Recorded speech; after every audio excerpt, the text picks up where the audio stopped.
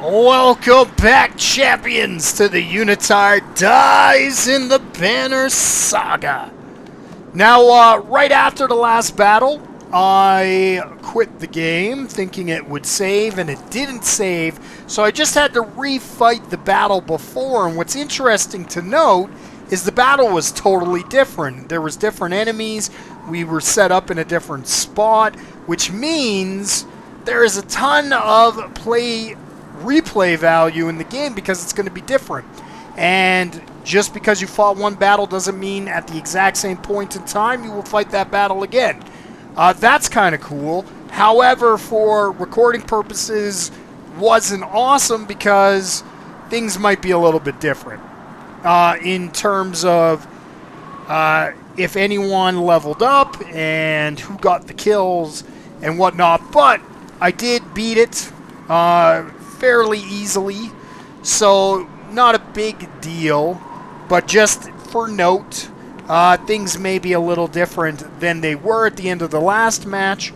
But let's continue on. As the fighting wraps up, one of the Varl puts his axe away and puffs on a pipe.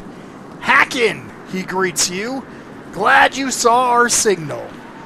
He explains that they had come from Schlid and were surrounded. He spotted you in the distance and lit a fire to draw your attention.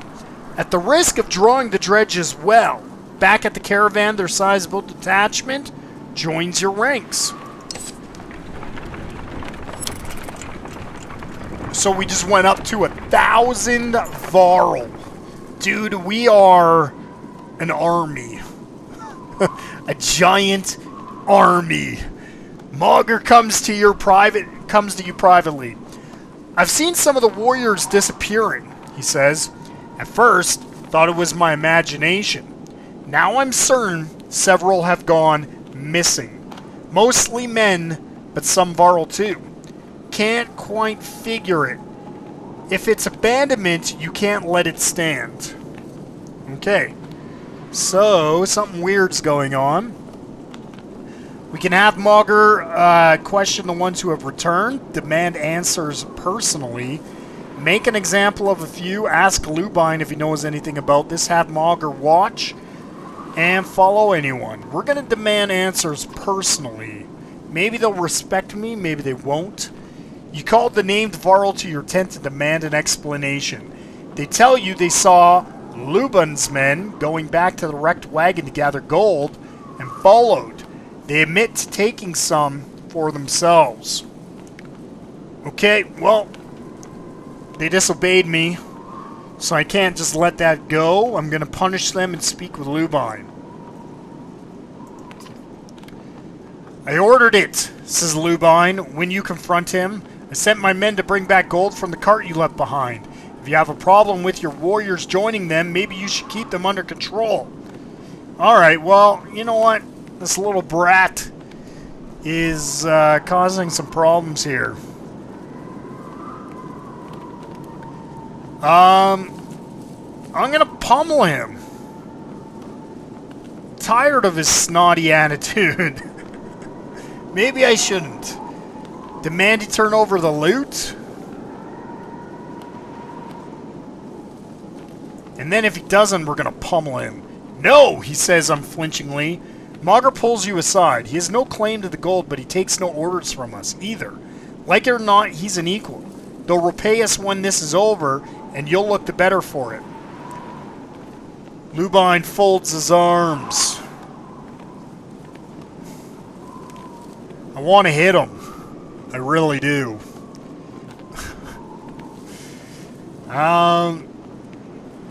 We're gonna back down, because Mauger told me to. And I respect Mauger. You leave no doubt in Lubine's mind that another stunt like this won't end peacefully. He shrugs indifferently. Lubine's a troublemaker. Not sure. I used to think he was cool, and now, I don't know. I don't like him. He's snotty. Your warriors demand a break. You halt the caravan with a sigh, but in all honesty, you're starting to feel the altitude and weariness yourself. Now, the other question I have, and I don't know the answer yet, are these encounters that we come across on our travels, are they random? Because that's kind of cool if they're random. Or are they set up? Like, they're the same every time? I kind of think these are probably random, but we never know. I'd have to play through again to find out for sure, or maybe watch somebody else's playthrough. And I might do that, so I'll let you know in the future if it is random or not. Okay, Mauger leans on a fallen tree, fiddling with a crust of bread. Getting colder, he says, staring into the distance. You can see Ridgehorn just start to peek around the mountains. A flock of ravens float across the sky toward the fort. We should follow those birds. Okay, so I'm going to look at the map. Can I do that? No. So Ridgehorn is supposed to be abandoned? Was that not the story? But some dudes went there, or is that where the dredge are supposedly coming from? Okay, we should follow those birds. That's the plan, isn't it? Are you okay? And there's a Y. Well, we should follow the birds because that's where there's probably dead bodies there. We want to go and see if we can save anybody. I'm curious about this answer, though, the "Are you okay?" Without another word, Mauger starts running towards the birds and tumbles over the cliff. Suddenly, he's gliding through the air, flapping his arms for all they're worth. He swoops towards Ridgehorn before bursting into flames and plummeting into the tower. What? Which crumbles like a log from a smoldering... What the hell just happened? Without another word, I'm reading this again because I can't believe what I'm reading. Mauger starts running towards the birds and tumbles over the cliff. Suddenly, he's gliding through the air, flapping his arms for all they're worth. He swoops toward Ridgehorn before bursting into flames and plummeting into the tower, which crumbles like a log from a smoldering campfire. That's the witch! What the hell just happened? What You think you've lost your mind. That's what I'm thinking. Then you wake up. Huh? You don't remember setting up camp or falling asleep in front of crackling logs. What is going on? You mutter. Mauger approaches you at the campfire. Hacken, did you see? He starts. Yeah. You both agree to keep it to yourselves. The witch. The witch. Oh my goodness. Something crazy's going on. Oh man. Like something really crazy. Anyway, this chick. Ursa. Oh my goodness. Okay. So we could promote Fasolt. That's going to cost 5. Yeah. Okay. I'm not going to continue yet because I want to see the rest of them. We can promote Hacken. That's going to cost 15, so we're at 20. We can't promote Eric. We can promote Lubine, which, if we keep promoting him, is he going to stay with us or is he going to abandon us at some point? So we're at 20. We're at 30. Okay, so we're at 30. It appears to me that kills are what get you promotions. Would that be accurate? Maybe not. So we can promote them. That's going to cost 30. I don't believe we can promote Bercy. And who else? Mauger. Okay, we can promote Mauger, and that's going to cost 5. So that would cost 35. I think we should start using our own guys and maybe not use Lubines as much, only because I'm afraid at some point Lubine is going to double cross us. And so if I make his guys really good and my guy's not as good, then when he does double cross and he leaves, then I'm going to be kind of in trouble. So I'm definitely going to, I think, promote Mauger and maybe start using him instead of Ursa. I don't know. I like having range, and I like her ability is really good. But, yeah, I think I won't use Bercy because he's one of Lubine's guys. But anyway, Fasolt's one of mine. At least I think he is. We should read his story at some point. I might read the stories off filming. And if you're interested, leave a comment, and I will read the stories in an episode if you're curious about them. All right. Anyway, we're going to promote Fasolt. I just promoted, I realized I didn't put my points in on my other guys, so I'm going to have to go back and do that. Fasolt is very high in defense, and maybe we should continue that trend. I like his ability. I might go 1 defense and actually put 1 into willpower. No, you know what? This is good. Because this actually adds to attack and adds to defense. And I realize that's really powerful. So I'm going to actually put my point into it. And then go maybe willpower after. So defense and... yeah, I'm happy with that for Fasolt. Okay, I need to get to Mauger and put my points in. So Mauger is also highly defensive, but I'm going to do this. And then I think I'm going to go strength for Mauger and start building his strength a little bit. His defense is pretty good. He's at 14. Okay, so now who's left? Hacken. Yes. Hacken is going to cost 15. He's now a level 4 War Master. You know what's weird, though, is Hacken is like one of these legendary warriors. And now he's only level 4. But, you know, whatever. It's funny how he was a legend, but a level 0 legend. So we will go strength. We could max out Hacken's strength. Or we could go 1 strength and maybe willpower.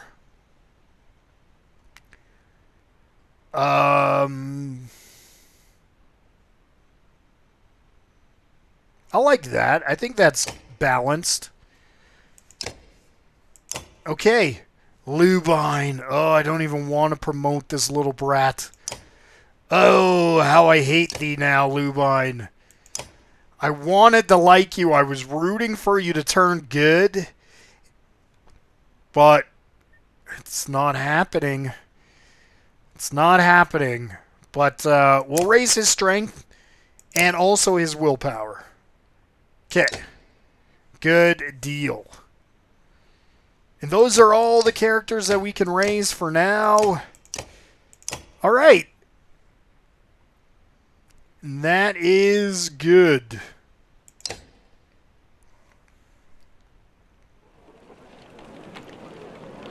Let me quickly check to see who is injured. Just Eric is injured. So I don't know if we need to rest. Okay, I think we're going to leave now. We'll let Eric heal on the road.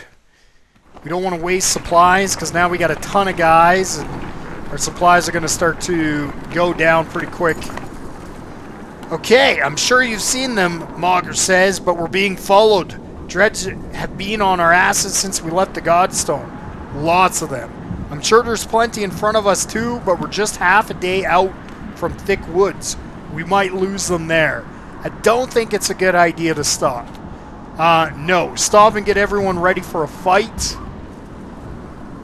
The question is, do we get sandwiched?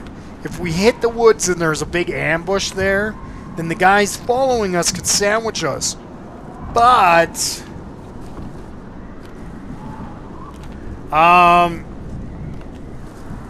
yeah, what to do? Well, let's take a risk and try and lose them in the woods. The Varl don't enjoy shuffling through undergrowth, but the Dredge hate it even more. Most stop at the edge of the forest, and the ones who follow are picked off without much effort. They begin to creep around the tree line, and you hope you can outpace them to the other side. Okay. Let's get through this forest.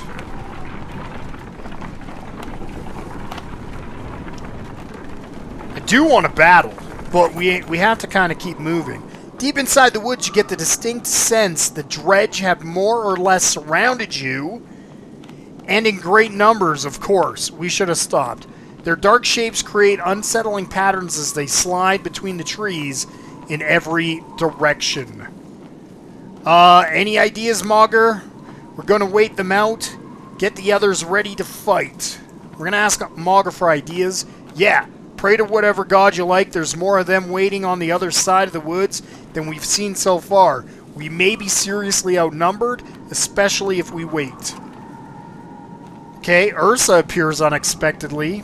Ursa or Ursa or Ursa. What if, she says, patting her arrows knowingly, we could set part of the woods on fire to draw their attention while you escape, or try to draw them into a trap. Was this your idea?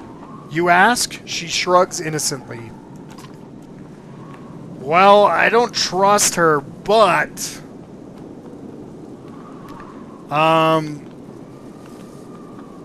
okay. There's a whole bunch of options for fire. So we could fight your way through, we could fight your way out as usual, wait to see if they disappear. That's not going to happen. Create a forest fire as a distraction, draw them into the woods and set them on fire, lure them into the woods without the fire. Let's create a forest fire as a distraction.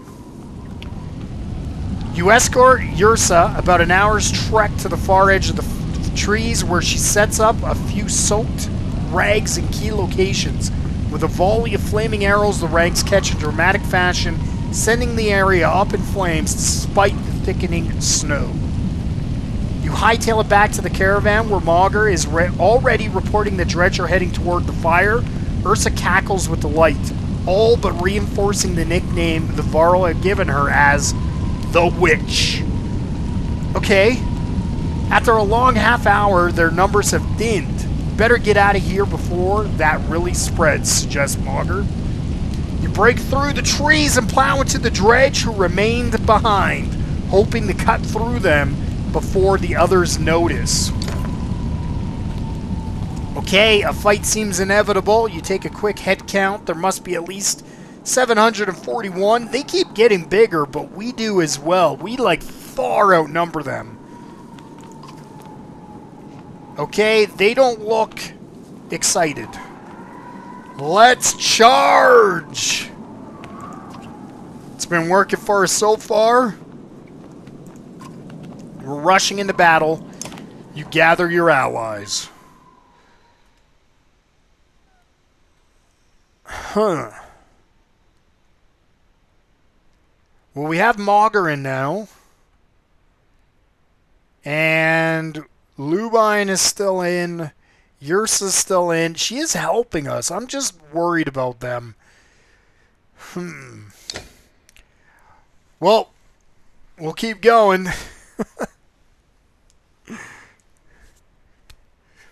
Here we go.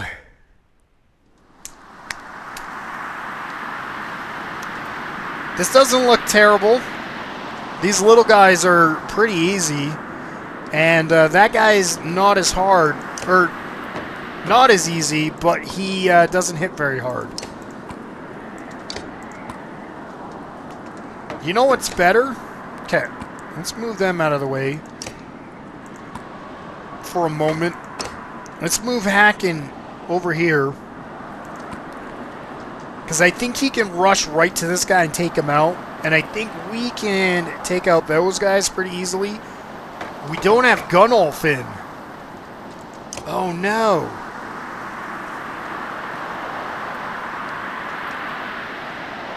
Oh, I took Gunolf out to put Mauger in. I forgot to put him back in. He's a beast, too. Okay, well, I would have liked to have Gunolf. That was kind of a mistake. Because he one-shots those dudes pretty easily. We're going to do like this. Maybe hide her. And maybe move you up. Okay, ready to go.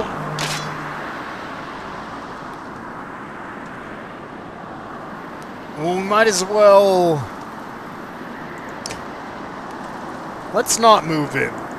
Let's force this little guy to move up and get into our range. Hacking can go straight in and maybe get a kill. 8, 9, 10. Nice. So Hacking just got promoted, which is reinforcing my thought that kills get promotions. In other tactics games I've played, whoever gets the actual kill is the one who gets the experience. And I think that might be the same. I totally just messed up that turn.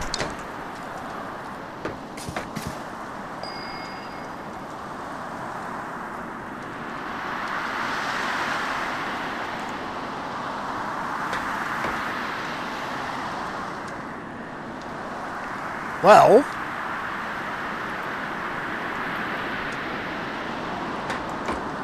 okay. I was contemplating a few things there, but in the end I just chose to go in the corner. I was thinking of maybe kicking him over, but I think this will be okay. If I move here, he can still move in. Bring the pain. That really didn't do much.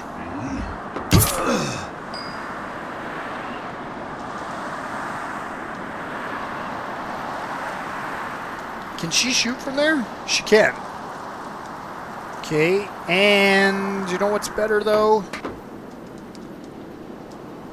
If I set them on fire, then I can't move in.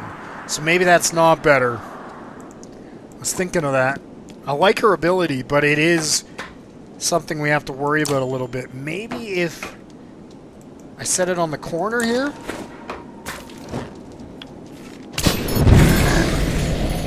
Okay, that's alright. The smolder is not where my guys are going to be.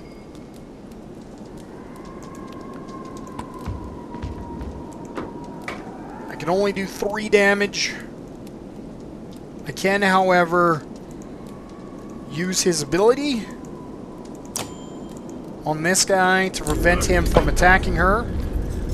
Though I'm not sure it works. Actually, it does. I think why I think it may not work was why it wasn't working before was there were less guys than I had, and so they were getting to attack twice before he could attack again. I think that was the problem. All right. Let's move Hackin. We're going to use some of his willpower to get him in position to actually hit. And we're going to use Sundering Impact. And we're going to use more willpower. We're going to make this a good one. And it totally was. Oh! Dude, that was brutal for us. We can move there. We're going to do an attack. And we're going to get a kill. Yeah! Go, Eric!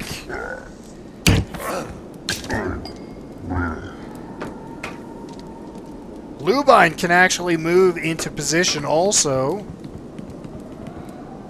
to get a shot off.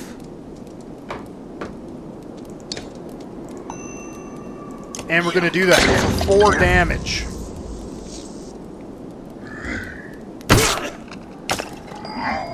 Okay, so I'm going to attack for 10. Sounds good.